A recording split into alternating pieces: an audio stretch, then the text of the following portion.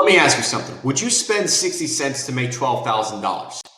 If you would say anything but yes, then you need to stop watching this video right now, because what I'm going to explain is exactly why direct mail is the best way to get land deals far beyond any other marketing method out there. And I'm going to explain exactly how you can get started with it after this video.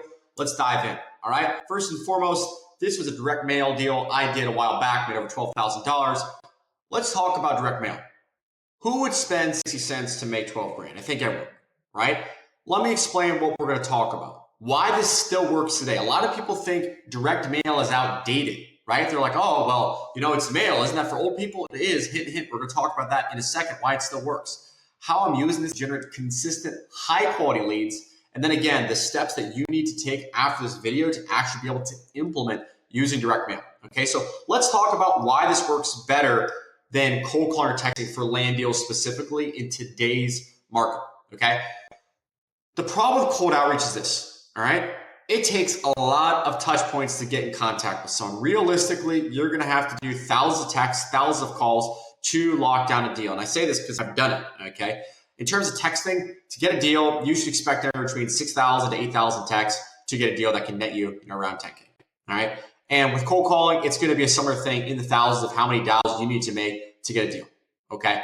Beyond that, when you're cold calling or you're cold texting, you got to understand the quality of people that you're talking to. The quality of leads is so much lower. It's more about a game of kind of filtering through stuff, right? And the other problem is if you stop calling or you stop texting, your lead flow just dies, right? No one's going to contact you back. Whereas with direct mail, you send the mail out, it does the heavy lifting for you.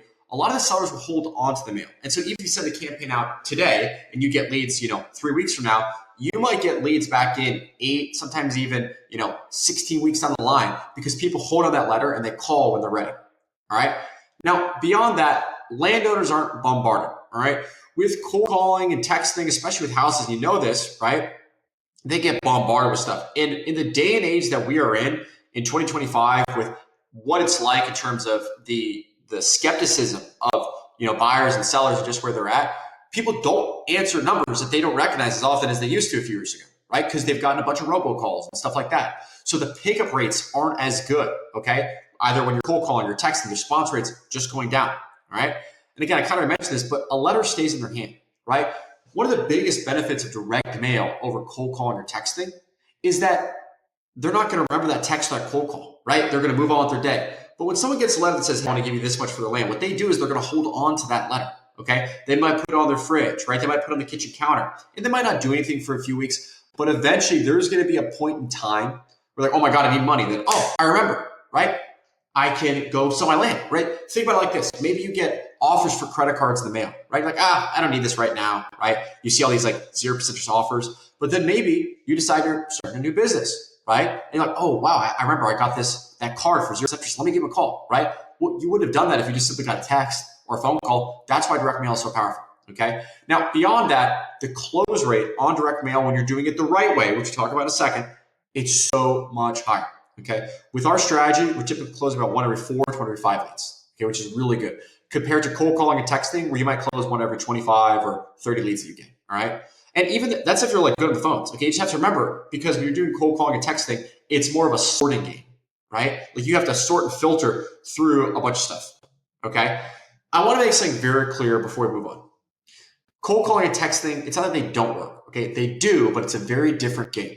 Okay. So if you're first getting started in land investing and you're very new, it's much easier to start with direct mail because you're going to get higher quality leads. Okay. It's going to take a lot less time to implement it. All right. Now, if you have more time than money, meaning you don't have a lot of cash, but you do have a lot of time to get started, then cold calling or texting is probably going to be a better option for you. You just have to understand it's going to take a lot of work. It's more of a full-time effort type of thing. Whereas with direct mail, you can work 5, 10 hours a week on the business because you're just going to talk to high qualified leads. Okay. Now, the other flip side is that eventually as you scale, listen, you could scale direct mail business up to 50,000, 75,000, it's not even 100,000 letters a month. Like you could do that, right?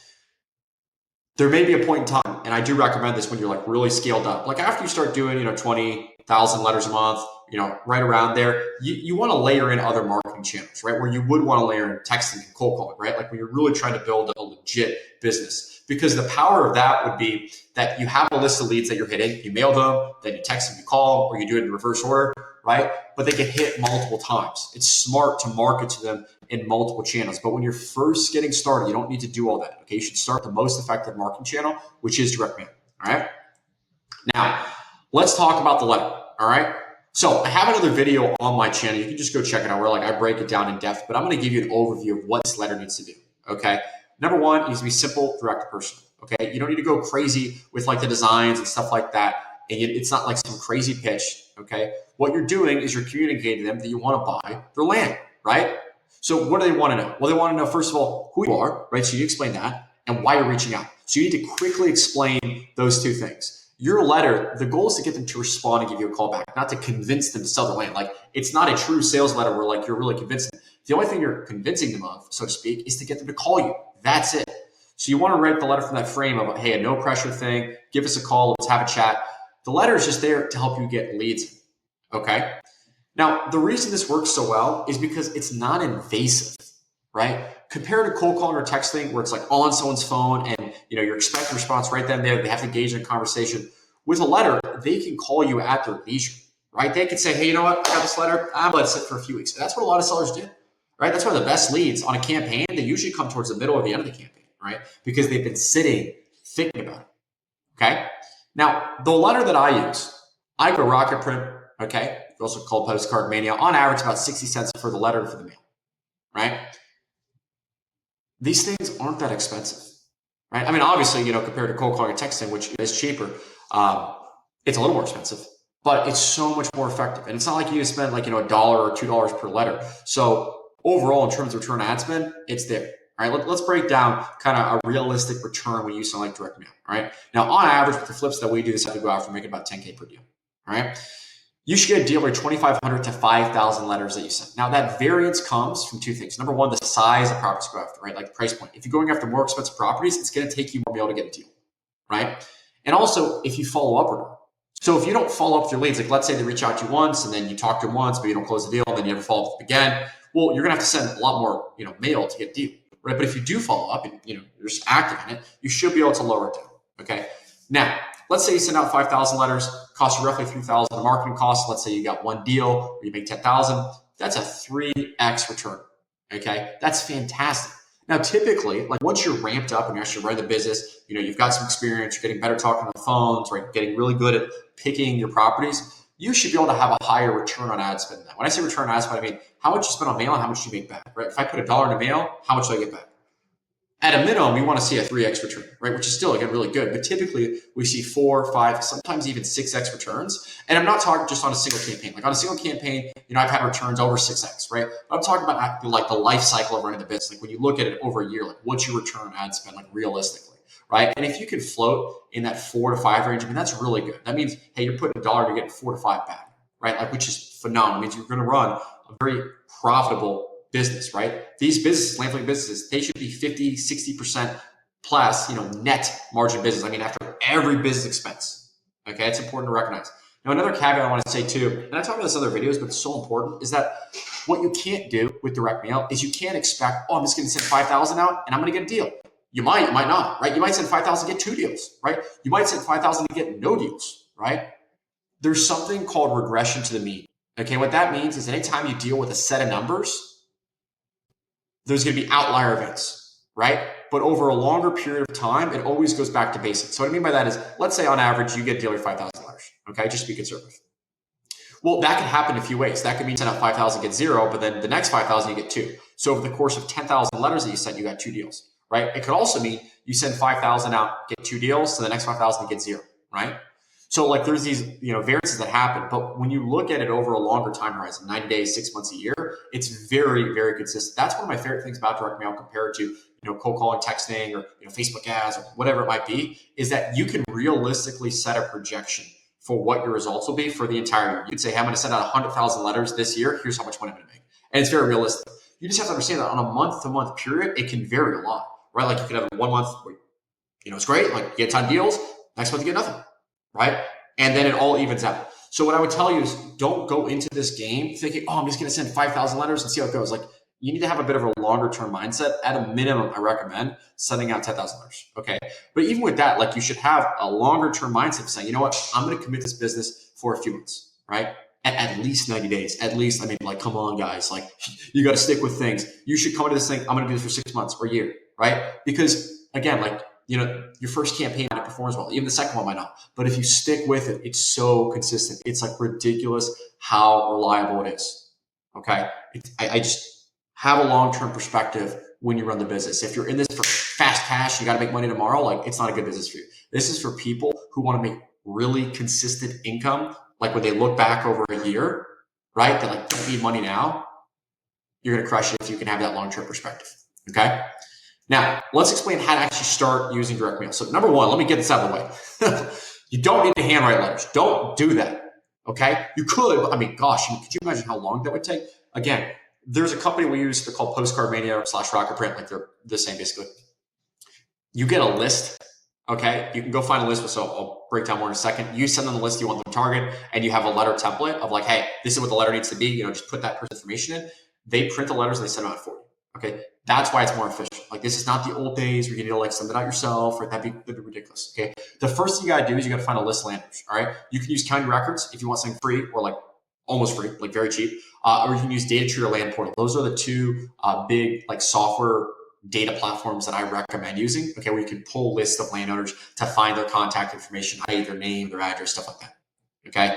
Now, when you're first starting out, you can focus on out-of-state owners, right? Sometimes they have more motivation to sell. I've split tested this though, and to be candid with you, I've sold when people live like right next to the property. So I would say, to be honest, you get a slight lift, but it's not that measurable. If you're in this for the long haul and you're doing this over 6, 12 months, it's like you can close deals no matter what. You know what I mean?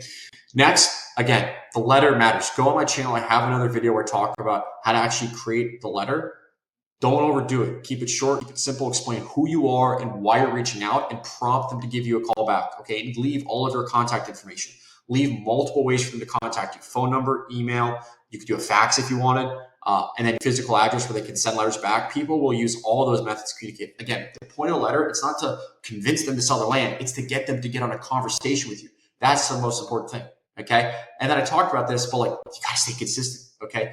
Send letters every month. What you don't want to do is, okay, I'm going to do 5,000 this month, then nothing, then nothing, then another 5,000. Just commit to sending out a certain amount each month, because listen, what this is called is a direct response business. That's the type of marketing, direct response, right? We send something out, we're looking for a response. Okay. If you stop marketing, your business dies, right? And so if you market in a way where you're like, you send out, a few thousand this month and then you stop, and then you send it again, you stop, your lead flow is going to go up and down like this. And so is your income, right? Like that's the problem. Your business will become inconsistent because you're inconsistent with the marketing. Whereas if you can consistently send out mail every single month, your results are going to be much more consistent.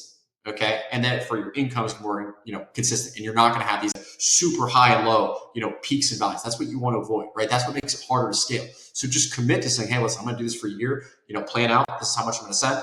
Right. And then, you can change it each month. Like you can go higher, you can go lower, but always keep marketing. Never stop marketing. It's the most important thing. And then follow up with people, right? You're not going to close every deal the first time. I would say at least, right, 40%, maybe even more of your deals are going to come from follow up, because you're going to get people. This is what's so interesting. You're going to get people who reach out. Okay. Hey, what is this? They never thought about selling their land. Hey, what is this thing? I never see something like this. And then they're going to want more money than you can offer them. Maybe they want market value, whatever, and they don't want to sell. Okay. And I can't tell you how many people like that I've had where then I follow up and I waited too long to follow up. And they're like, oh, I actually ended up selling. What? You told me you didn't want to sell. Right? Because here's what's happened. We give them that idea a lot of times that like, oh, you could sell your land to an investor like us to make money. Right? But then what ends up happening is usually some other investor, they might send them a letter too. And we kind of warm them up. We warm the lead up essentially. Right? And then some other investor snagged it. So like you have to have a strong follow up. Reach out to these people every few weeks. Stay on top of them. Okay. You will close so many more deals if you can do that. All right.